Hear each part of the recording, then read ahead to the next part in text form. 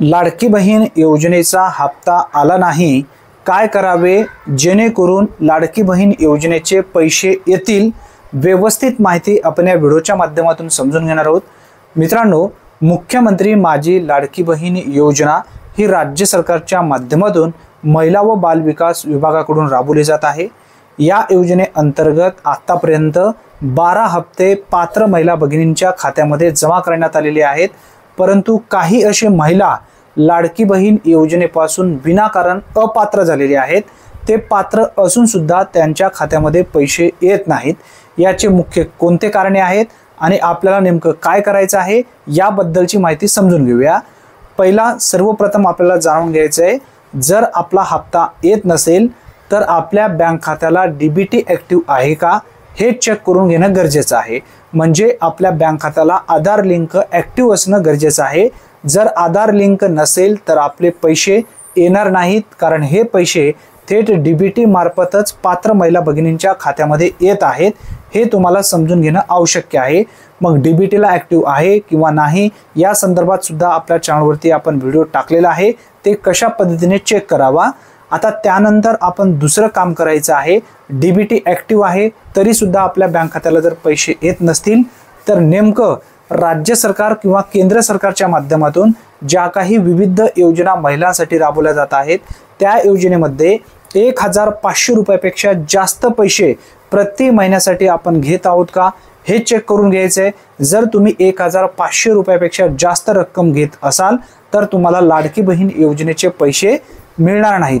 हे सुद्धा राज्य सरकारच्या माध्यमातून पूर्वी अर्ज करत असताना सुद्धा माहिती देण्यात आली होती आणि हमी पत्रामध्ये तुम्ही टिक सुद्धा केलेला आहे। म्हणजे मी या योजनेअंतर्गत लाभ घेण्यासाठी तयार आहे, कारण इतर ज्या काही राज्य सरकार किंवा केंद्र सरकारच्या माध्यमातून विविध योजना राबवल्या जात आहेत त्या योजनेमध्ये मी 1500 रुपयापेक्षा जास्त रक्कम घेत नाही। हे तुम्ही टिक मार्क केलेलं आहे, हमी पत्र सुद्धा भरून दिलेलं आहे।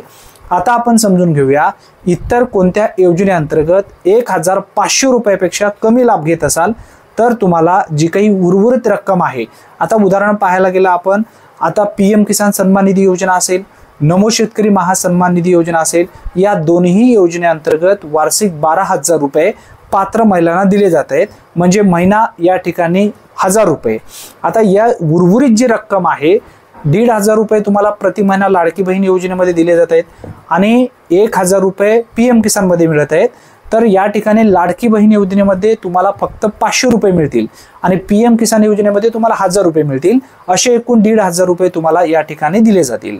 आता त्यानंतर आपण समजून घेऊया, पीएम किसान सन्मान निधी योजनेमध्ये आम्ही पात्र नाही आणि त्याच्यानंतर डीबीटी सुद्धा ॲक्टिव्ह आहे तरी सुद्धा आमच्या खात्यामध्ये हे पैसे येत नाहीत। म्हणजे तुम्ही संजय गांधी निराधार अनुदान योजनेअंतर्गत अर्ज पूर्वी केलेला होता का, त्या योजनेअंतर्गत तुम्हाला लाभ मिळत आहे का हे सुद्धा चेक करून घेणं गरजेचं आहे। लाडकी बहीण योजनेच्या अधिकृत पोर्टलवरती जायचं आहे आणि त्या ठिकाणी आपला आधार कार्ड नंबर किंवा मोबाईल नंबर टाकून आपल्याला लॉग इन करून त्या ठिकाणी स्टेटस पाहायचं आहे, त्यामध्ये नेमकं काय प्रॉब्लेम आहे या संदर्भात सुद्धा आपल्या चॅनलवरती आपण ऑलरेडी व्हिडिओ टाकलेला आहे। लाडकी बहीण योजनेसंदर्भात स्पेशल प्लेलिस्ट आहे, या व्हिडिओच्या शेवटी मी ते व्हिडिओ लिस्ट लावेन, त्यावरती टच करा आणि तो व्हिडिओ तुम्ही पाहू शकाल। आता त्यानंतर इथं कोणत्याही इतर योजनेअंतर्गत आम्ही लाभ घेत नाही किंवा डीबीटी सुद्धा आमची ॲक्टिव्ह आहे तरी सुद्धा आम्हाला लाडकी बहीण योजनेचा हप्ता का मिळत नाही हे समजून घ्या। जे काही राज्य सरकारच्या माध्यमातून उत्पन्न असेल किंवा अर्ज करत असताना ज्या काही तुम्हाला बाबी देण्यात आलेल्या होत्या हमी पत्रामध्ये, त्यामध्ये तुम्ही नेमकं बसत होता का अर्ज करत असताना हे लक्ष द्या। 4 व्हीलर तुमच्या नावाने आहे का किंवा तुमच्या नावातील एखाद्या कुटुंबाच्या व्यक्तीच्या नावाने आहे का, तुम्ही आयकरदाता आहात का। मग हे जर असेल तर तुम्हाला त्या ठिकाणी पूर्वी अर्ज करत असताना सांगितण्यात आलेलं होतं की या महिलांना या योजनेअंतर्गत लाभ दिला जाणार नाही असं सुद्धा सांगण्यात आलेलं होतं, तरी सुद्धा भरपूर अशा महिला अर्ज केलेल्या होत्या। आता त्यानंतर आपण समजून घ्यायचं आहे, आपण अर्ज करत असताना काही गावामध्ये असं झालेलं आहे, तुमचं वय 65 वर्षापेक्षा जास्त होता परंतु आधार कार्ड भरपूर अशा महिलांचा डुप्लिकेट बनवून त्या ठिकाणी नवीन अर्ज वय कमी करून भरण्यात आलेला होता आणि त्यांच्याकडे 2 आधार कार्ड होते।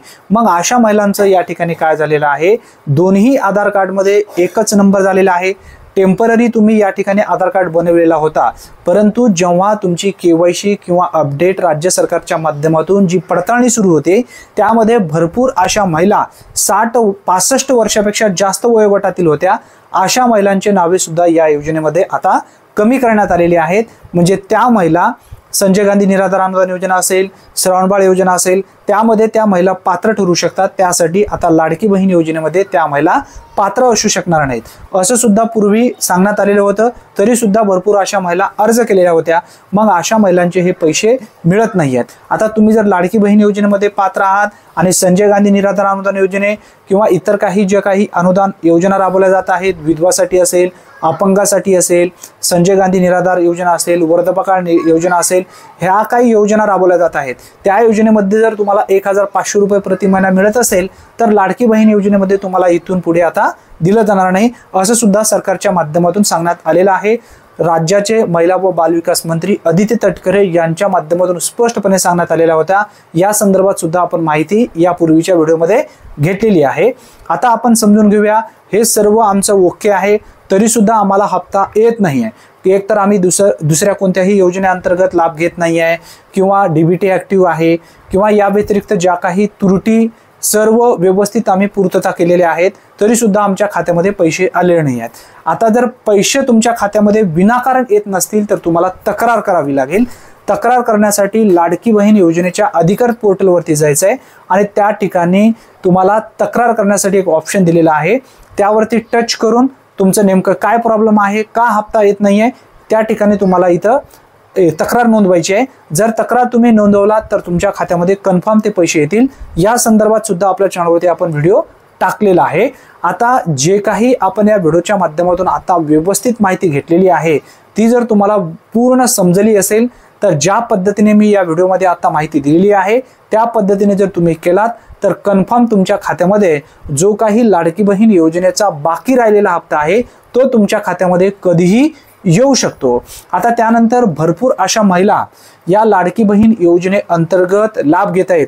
काही महिला नोकरीला सुद्धा आहेत आणि काही महिला इतर त्यांचे कुटुंबातील त्यांचा नवरा असेल तो सुद्धा नोकरीला आहे तरी सुद्धा अर्ज केलेले आहेत।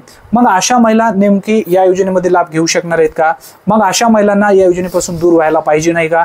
मग अशा महिला सुद्धा या योजनेमधून आता दूर होणार आहेत। आता जर विनाकारण तुम्ही जर त्रुटीमध्ये पडलेला असेल तर या संदर्भात सुद्धा राज्याचे महिला व बालविकास मंत्री अदिती तटकरे ज्यांच्या माध्यमातून ही लाडकी बहीण योजना राबवली जाते त्यांच्याकडून सांगणं सुद्धा असं होतं की लाडकी बहीण योजनेमध्ये ज्या महिला विनाकारण अपात्र झालेली आहेत अशा महिलांची परत फेर तपासणी सुरू आहे, म्हणजे कायदेशीर पडताळणी सुरू आहे। त्या पडताळणीमध्ये जो काही डाटा प्रत्येक विभागाकडून त्यांच्याकडे घेण्यात आलेला होता त्यामध्ये ज्या ज्या महिला अपात्र ठरलेल्या होत्या परत त्यांची स्क्रुटनी सुरू आहे। त्यामध्ये ज्या महिला पात्र होतील त्यांचा डाटा पूर्ण व्यवस्थित पाहिला जाईल। त्यामध्ये जर त्या महिला पात्र निघाल्यात तर जे काही त्यांचा पेंडिंग राहिलेला हप्ता आहे तो कन्फर्म त्यांच्या खात्यामध्ये मिळणार आहे। त्यासाठी काळजी करण्याची गरज नाही। ही एक महत्त्वपूर्ण अपडेट आहे।